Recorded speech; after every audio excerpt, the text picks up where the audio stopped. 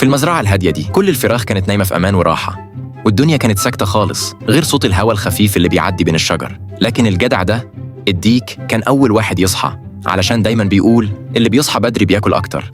قام يهز ريشه ويفتح الباب بالراحة جدا خطوة بخطوة عشان ما يصحيش حد. بس المفاجأة كانت كبيرة، وهو لسه هيخرج سمع أصوات خفيفة ولقى الفراخ صحيت قبله. وأكلت كل الأكل اللي في الحظيرة ورجعت نايمة تاني ومبططين في الأرض من كتر الشبع. كلهم نايمين على بطونهم ومبسوطين، لكن هو جعان جدا ومش لاقي لقمة. خرج بره الحظيرة وبص حواليه يمكن يلاقي أي حاجة، وفجأة لمح حاجة صغيرة بتتحرك في التراب. دودة.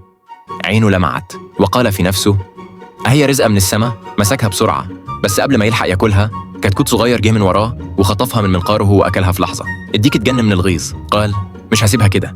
فجاب جهاز غريب كده زي بتاع الناس اللي بتدور على الذهب، وبدأ يحفر ويدور على ديدان تحت الأرض. بعد شوية مجهود فعلا لقى واحدة، فدخل أنبوبة في الأرض علشان يطلعها، بس الأنبوبة خرجت من الناحية التانية ورمته هو نفسه جوه البركة. المشكلة إنه ما بيعرفش يعوم، ففضل يخبط بإيديه وريشه في المية لحد ما شاف سلك كهرباء فوق البركة. حاول يمسكه ويطلع، بس للأسف أول ما مسكه الكهرباء مسكته، والنتيجة الترمشو بقى فعلا ديك محمر رسمي. وهنا اتعلم الديك درس عمره، مش دايما اللي بيصحى بدري بياكل أكتر، ساعات بياكلها تسويق.